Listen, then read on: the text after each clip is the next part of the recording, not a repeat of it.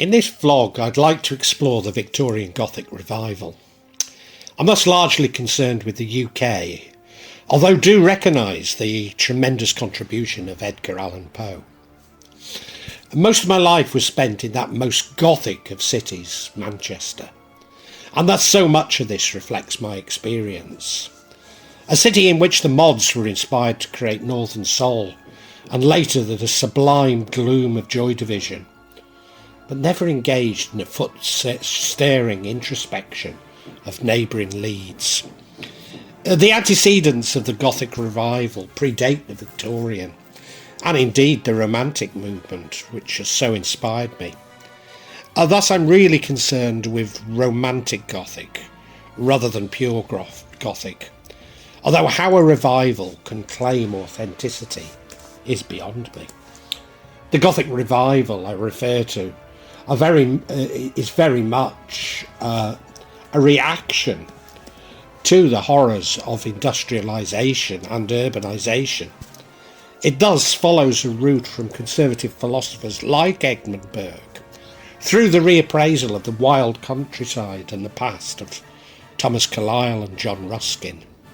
And thus the Gothic Revival focuses on the wild side of nature, more so than the romantic, the past influence in the present. And maybe my inclusion of romanticism explains my prejudices, but there comes a point at which I'm no longer interested in Gothic for the sake of it, such as H.P. Lovecraft. Yes, I discuss ghosts on my channel, and I'm often quite cynical about the stories, and certainly ghost hunters. I've enjoyed horror films, especially those containing vampires. It's never been an obsession with me. Just as I consider myself a mystic and not a magician, I consider myself a romantic and not a goth. But do recognise the brilliance when these converge. The eruption of Gunung Tambora on Sumbawa, now in Indonesia, in 1815 created the 1816 year without a summer. During this non-summer, a young Mary Shelley and Percy Bysshe Shelley, her lover and future husband, visited Lord Byron at Villa Diodata on Lake Geneva.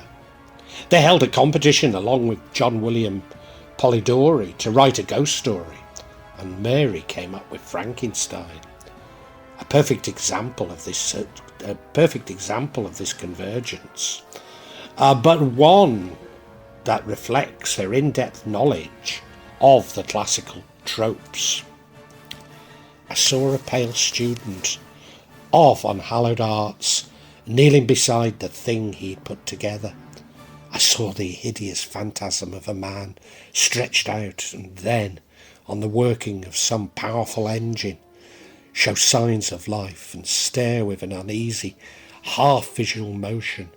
Frightful must it be, for supremely frightful could be the effect of any human endeavour to mock the stupendous mechanism of the creator of the world.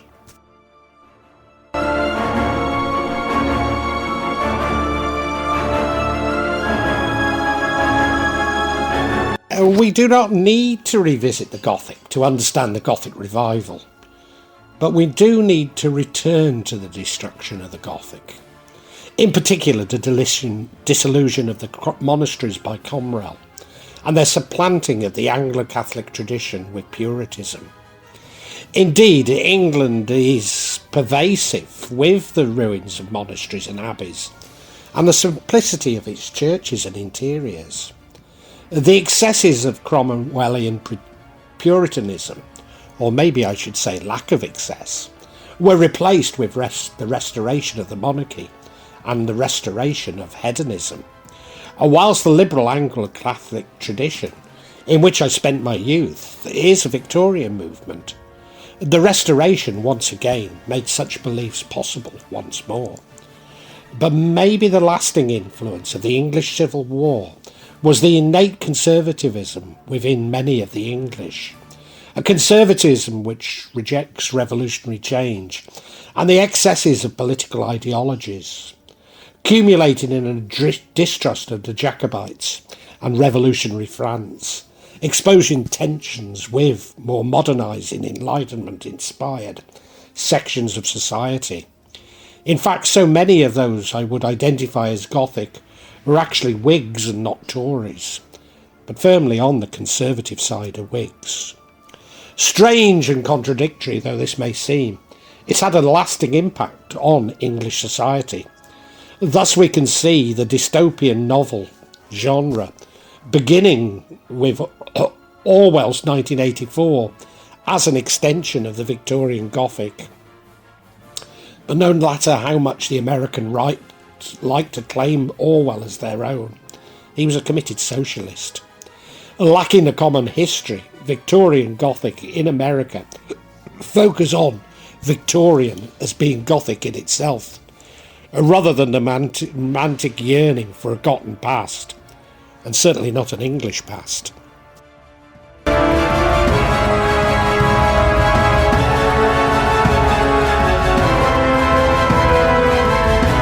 In fact, it was the Whig politician and son of the Prime Minister, Horatio Walpole, who really began the Gothic Revival with his 1764 book, The Castle of Otranto, the second edition of which was subtitled A Gothic Story. The novel opens with the son of Manfred, the Prince of Otranto, being crushed under a massive helmet that appears as a result of supernatural causes. However, the movement, along with the rest of the unfolding plot, includes a mixture of both ridiculous and sublime supernatural elements. The plot finally reveals how Manfred's family is tainted in a way that served as a model for successive Gothic plots. This novel is followed by The Mysterious Mother, a Tragedy, 1768, and Hieroglyphic Tales, 1785. Walpole's home, Strawberry Hill in Twickenham, was built from 1749 onwards, which at the time overlooked the Thames. Here he reviewed the Gothic style many decades before his Victorian successors. Walpole's eccentric and unique style on the inside rooms of Strawberry Hill complemented the Gothic exterior.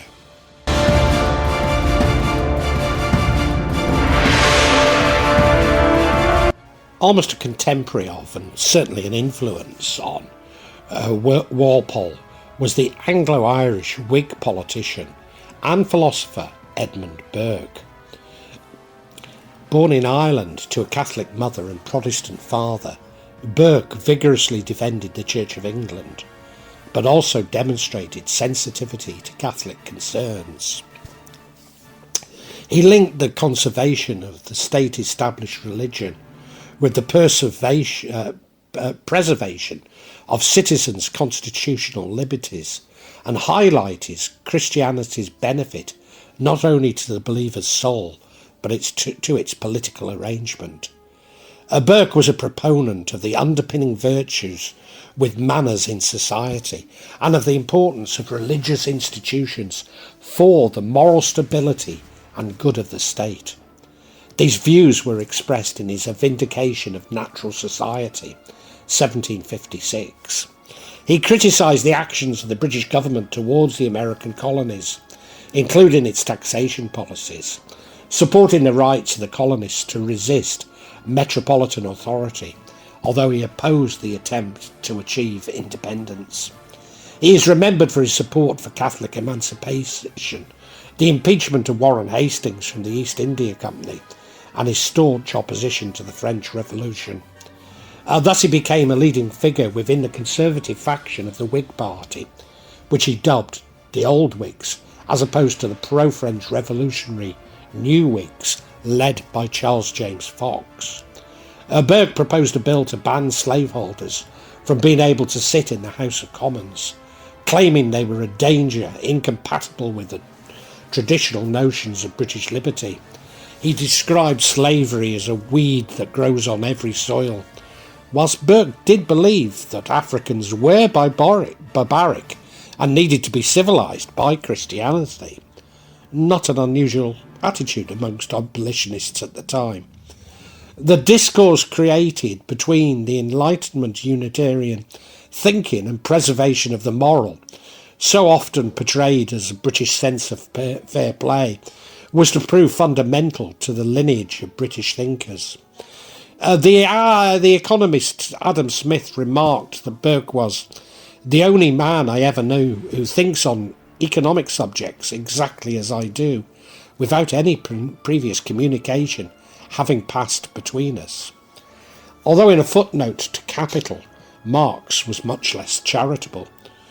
The sycophant who in the play of the English oligarchy played the romantic laudator temporis acti against the French Revolution, just as in the pay of the North American colonies at the beginning of the American Troubles, he played the liberal against the English oligarchy, was out and out vulgar bourgeois. The laws of commerce are the laws of nature and therefore the laws of God. E. Burke, LC, pp. 31 and 32. No wonder that the true laws of God and nature he always sold himself to the best market. Burke's 1957 work, A Philosophical Inquiry into the Origin of Our Ideas of the Sublime and Beautiful, described the Gothic emotion. Specifically, Burke's thoughts on sublime, terror and obscurity were most applicable. The sublime is that which produces the strongest emotion, which is in the mind incapable of feeling.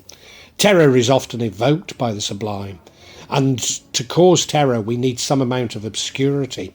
We can't know everything about that which is inducing terror, or else a great deal of the apprehension vanishes.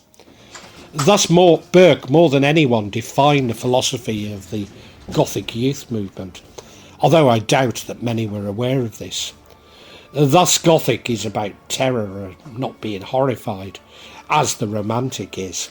Terror is the unknown, a terror of our own shadow, so often resolved in our youth and also by despots. Here he therefore illustrates why this Romantic, at least, despite being something of an introvert, could never be a true Goth.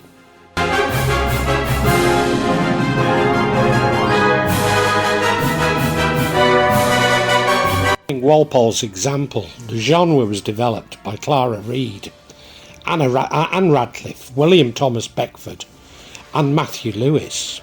The genre would include Clara Reeves, the Old English Baron, 1778.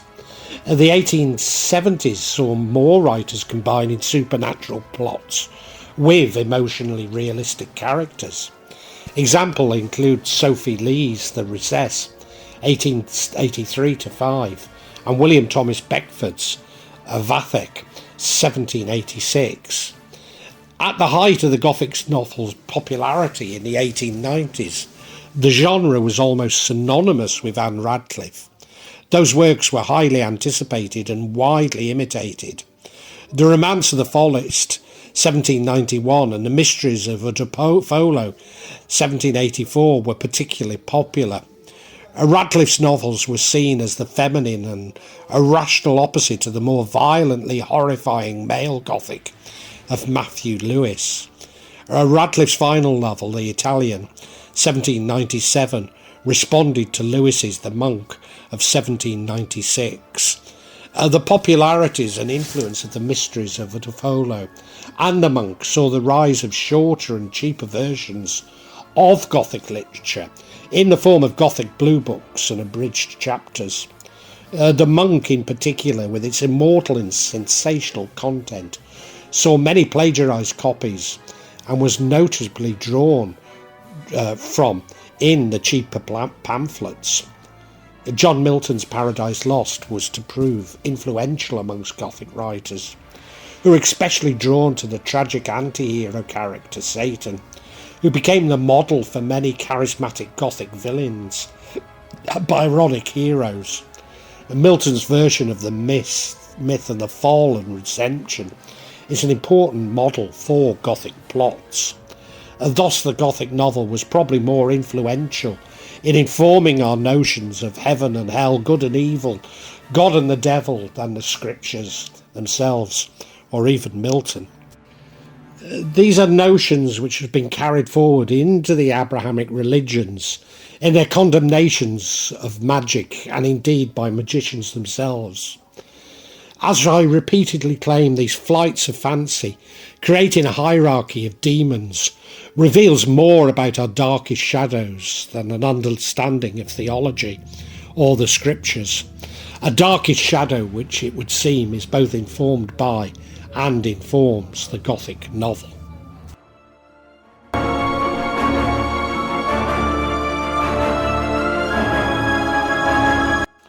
Gothic's influence continued into the early 19th century. Works by the Romantic poets like Samuel Taylor Coleridge and Lord Byron, and novelists such as Mary Shelley, Charles Maturin, Walter Scott and E.T. Hoffmann, who frequently drew upon Gothic tropes. Indeed, the poetry, romantic adventures and character of Lord Byron were another inspiration of the Gothic novel, providing the archetype of the Byronic hero. John Keats' La Belle Dame sans Merci, 1891, and Isabella or Pot of Basil, 1820, feature mysterious fey ladies. Walter Scott frequently employed Gothic elements in his novels and poetry. Novels such as The Bride of Lammermoor, 1891, and the characters' fates are decided by superstition and prophecy, or the poem Marmion, 1808, in which a nun is walled alive inside a convent, illustrates Scott's influence and use of Gothic themes.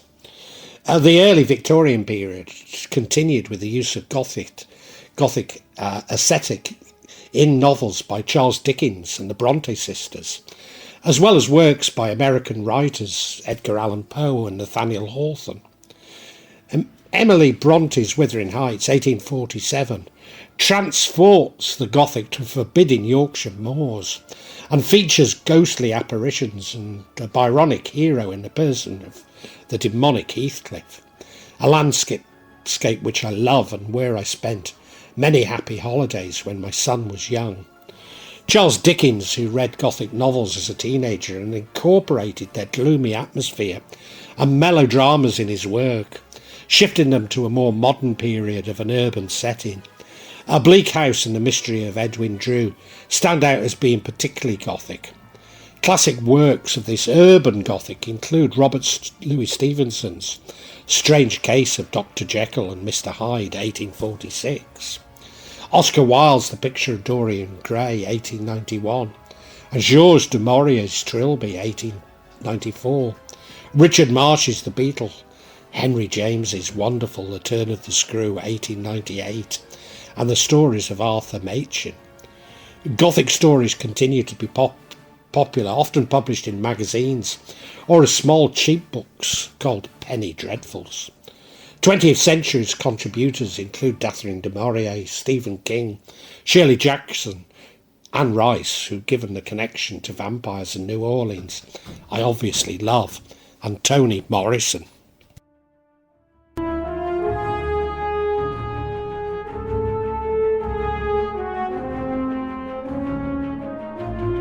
Although Walpole's Strawberry Hill had its imitators, it took time to be incorporated within the mainstream.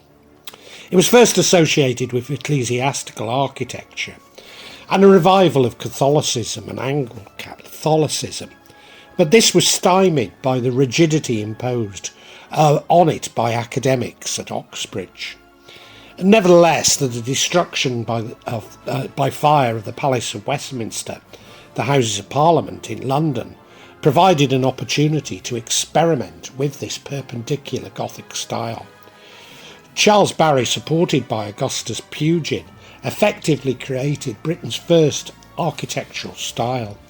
Augustus Pugin then designing St Chad's Cathedral, Erdington Abbey and Oscott College in Birmingham, what was to become Northampton Cathedral, and St Giles's Catholic Church, Cheadle in Staffordshire.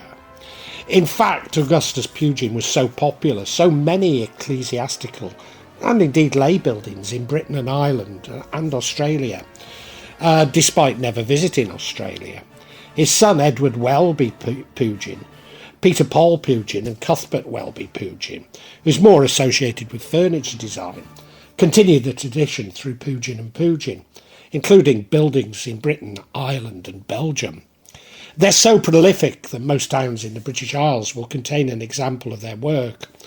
But those I'm most familiar with include Shrewsbury Cathedral, St Francis Monastery, Gorton, Manchester, St Edward's Roman Catholic Church, Victoria Park, Manchester, and Wrexham Cathedral.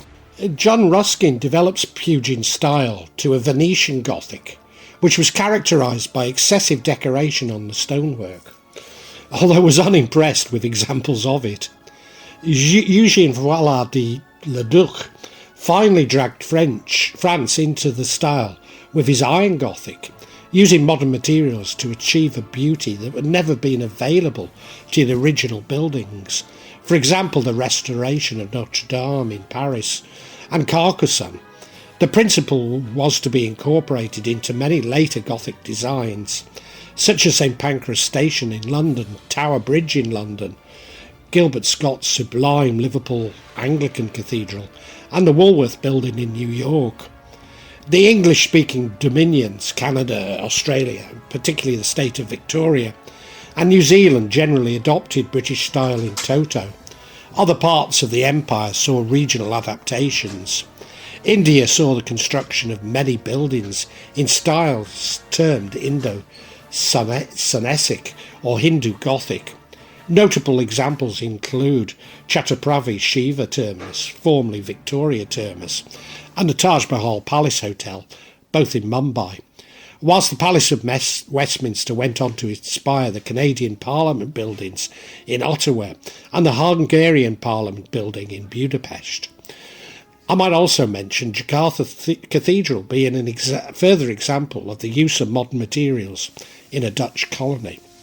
Also worthy of mention are the mythical Cardiff Castle and nearby Castle Cork by William Burgess.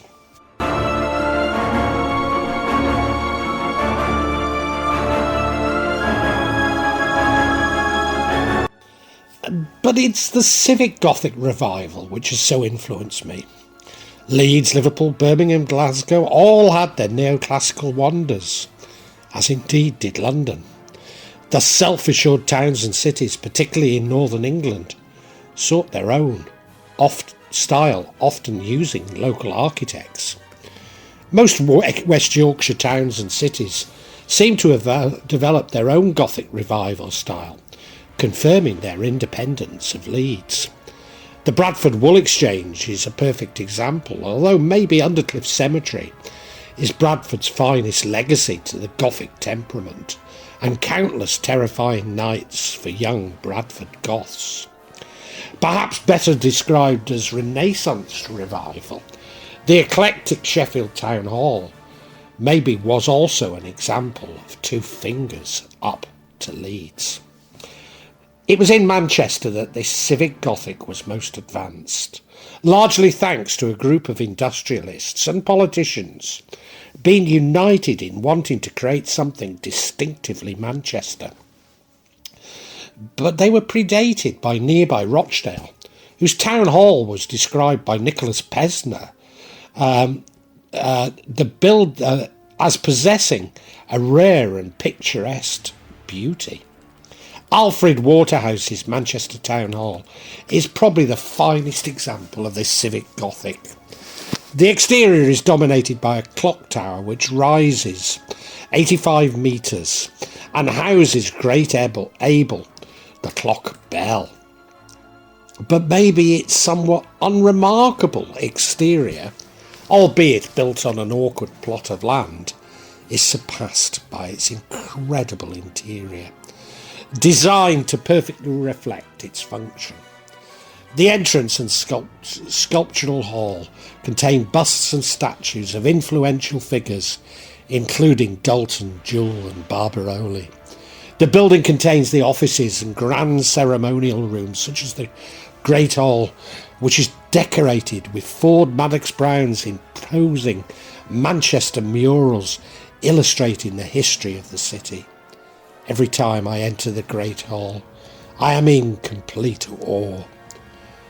Thomas Worthington's design for the town hall was rejected, despite having a more impressive exterior. He was able to incorporate some of the design in his Minchell Street law courts.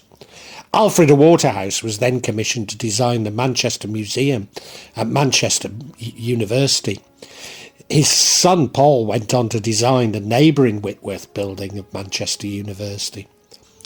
The Reform Club is a gentleman's club dating from the Victorian era, built in 1870 to 71 in the Venetian Gothic style. It was designed by Edward Salmons. Looking out of my window across Black Fields, I could see Holy Trinity Black Church, designed by the Lancaster architect Edmund Sharp. Being constructed of terracotta, it is also known as Potts Church.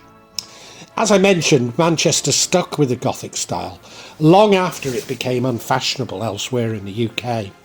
A fabulous example is John Ryland's library on Deansgate.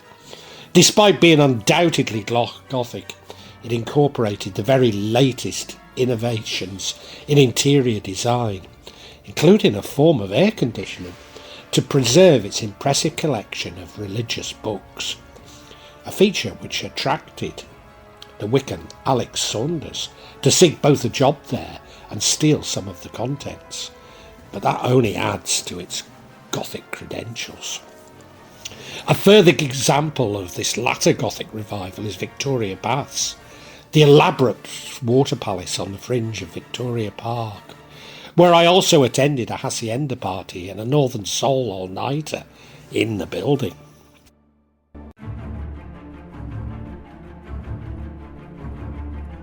It's true, the many years I spent in Manchester have very much influenced me, but maybe even more so are the features of Gothic Revival arts and crafts.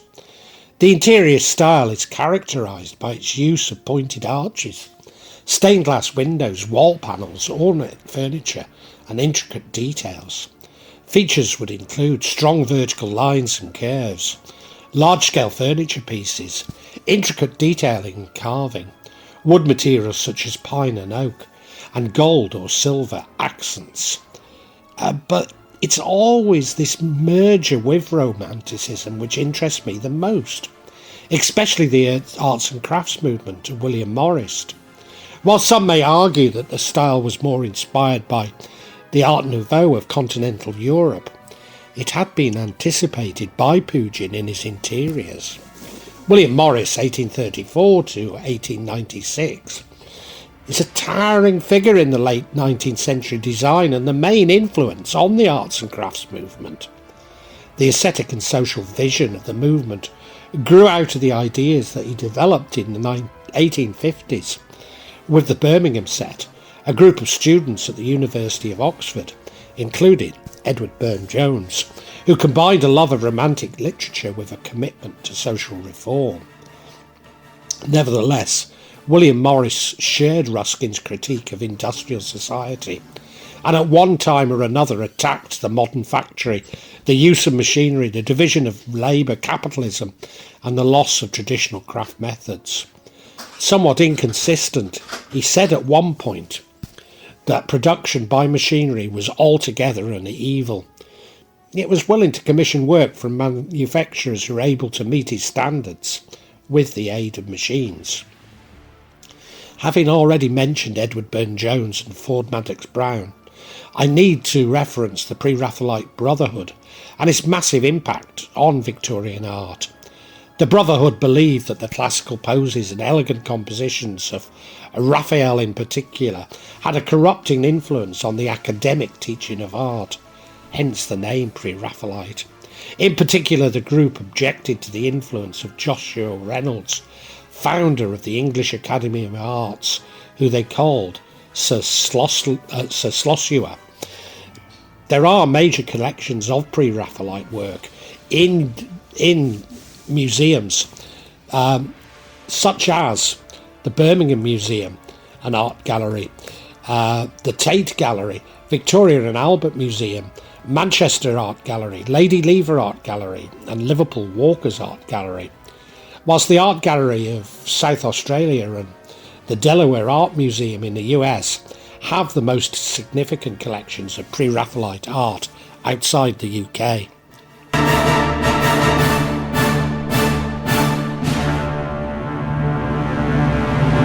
Do I need to discuss music? Maybe. But given my love of Northern Soul and jazz, I doubt if I can do it any justice whatsoever. Yes, you're much more likely to find me at the Whitby Soul Weekender than its Goth Festival. I am completely at ease with Joy Division, but for me the Sisters of Mercy are a step too far. There you go again, me attacking Leeds. I promise it isn't intentional, and as someone who grew up in Shrewsbury, I cannot even blame Mancunian chauvinism. Indeed, for me, so much of this genre conforms to what I've previously described as Gothic for the sake of being Gothic. But do excuse me, for this is simply a personal prejudice. You're welcome to reject all that I've said as my own prejudice, but I wish to thank you for listening until the end. In fact, please feel free to disagree in the comments, especially if you're from Leeds. But let's keep it civil.